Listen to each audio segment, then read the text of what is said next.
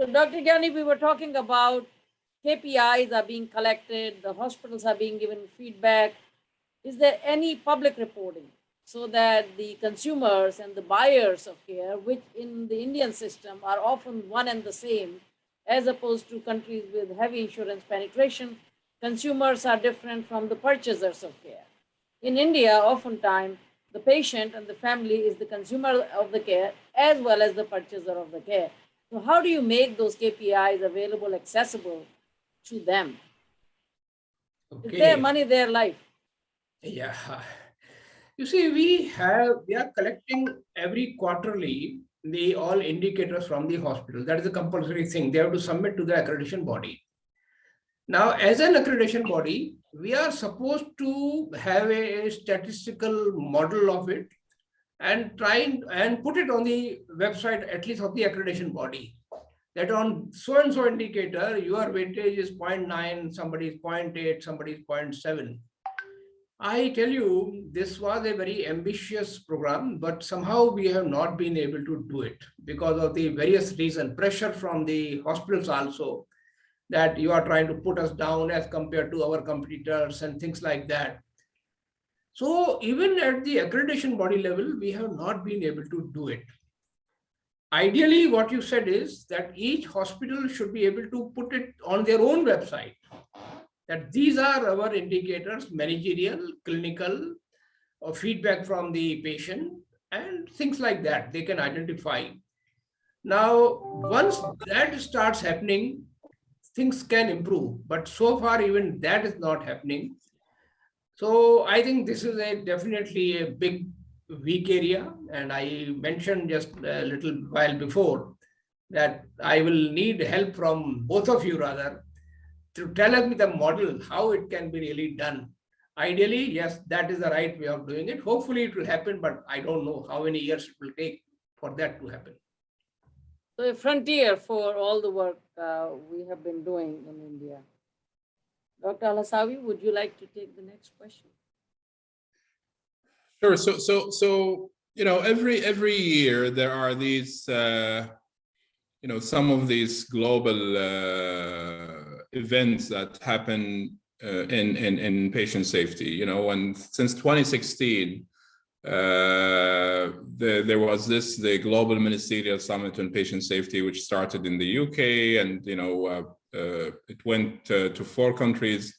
The last one was in Saudi Arabia in 2019, and then because of COVID, things were delayed. And next year in 23, it will go back into Switzerland.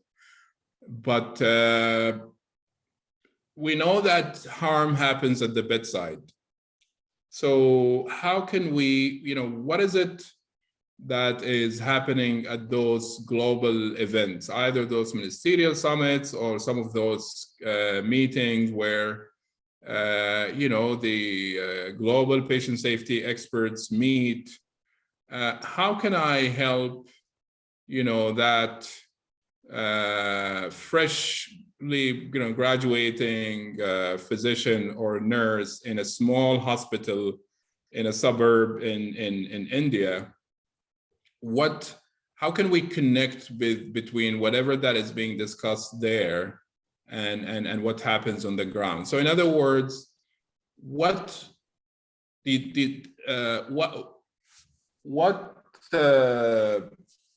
if you're asking questions of those, quote unquote, global patient safety experts, what would be, the burning question to ask of them to help with the patient safety situation in the local context?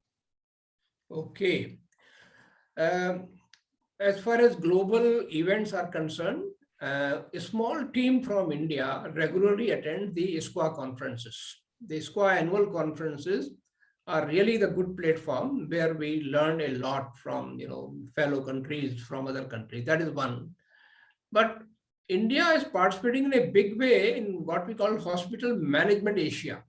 Now, this event actually in past 2 years has not been happening in physical, but big delegation goes. We also apply for awards, and good number of awards are being received on patient safety, quality of care, medical equipment in all their categories. Third event is that International Hospital Federation. There also India participates in a bigger way. So these are the three things, where we do participate and we try to interact. We also have few publications are happening in these journals of ISQA. Otherwise, I think in the patient safety per se, let us say in WHO, we have some presence. We definitely participate in their various discussion, various committees. We are also there. And one more development I think I must mention here is that in past few years, we have created an organization called CAHO, Consortium of Accredited Hospital. This association is doing wonderful work. They are member of the ISQA, they are member of Asian Society for Quality in Healthcare, and somehow they have been able to bring the quality professionals on one platform.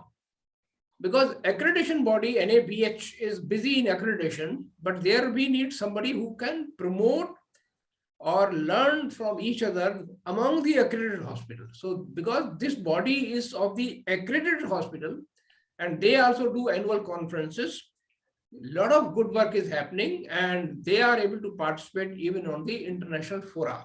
So this CAHO also is a good example that how accredited hospitals can come together and learn best practices from each other, and in turn promote or incentivize the non-accredited hospitals to come into the accreditation fold. So this, I think, is a model which many countries may not have. Perfect. Thank you very much, Dr. Agrawal. Dr. Gyani, this has been really a very illuminating conversation, I would say. Some of the key thoughts that I learned from this as the pay for performance, very delicate and challenging topic of public reporting of the key performance indicators. How do we take this quality journey forward to tens of thousands of hospitals that are under 30 beds, especially in tier 3 cities, and how do you balance access to care versus quality of care and comparison? And there has to be a balance that needs to be struck. And the challenge of consumer engagement. Any further concluding thoughts for really the global patient safety community and the community in India on this particular subject? How can we save lives? One or two things which comes to my mind is that we have to make our regulatory framework robust, because accreditation comes next. Regulation, which is mandatorily to be imposed, is today weak. So we are telling now, we are working on how do we create a regulatory body first, because presently state government, they themselves regulate, which hardly works. There should be a professional regulatory body, number one. Number two, we are focusing too much on doctors and nurses. Somewhere allied healthcare workforce, I think that needs greater focus. So the parliament last year has adopted Allied Healthcare Professional Bill. Now that will enable to have commission for allied healthcare workforce. You see, let me say here, we say doctor has to be MD, nurse has to be graduate, BSc. What about the ward boy? What about the general duty assistant? There's no, and they are playing, they are monitoring oxygen, for example. They are monitoring all our gadgets also. They can also cause havoc on the patient safety. So I think our next focus should be that how do we create these allied healthcare workforce aligned to the patient safety goals. So I think these are the two things, strengthening the regulatory framework, bringing the allied healthcare workforce under the commission. And by the way, if you do that, it can create a hell of a lot of employment. In fact, India has potential to supply allied healthcare workforce to the globe. Unfortunately, we have missed the bus for the time being. We would take some today. Really? Right now, not even today, right this moment, we have the biggest crisis I have seen in my lifetime in the US in terms of healthcare worker shortage. So really, we would need to create education and training and then certification and accreditation for allied workforce. And I, absolutely agree with that.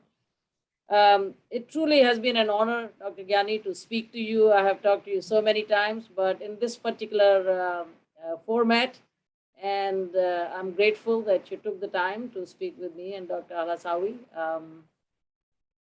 Shall we conclude this here, unless any one of you has any further thoughts? Thank you. And in fact, I am going to tell National Health Authority to engage with you on this, pay for performance model or value-based healthcare, what they are calling actually. I will give them one. Dr. Sudha is leading this initiative. I think maybe you can be of some help to them. It would be my pleasure to.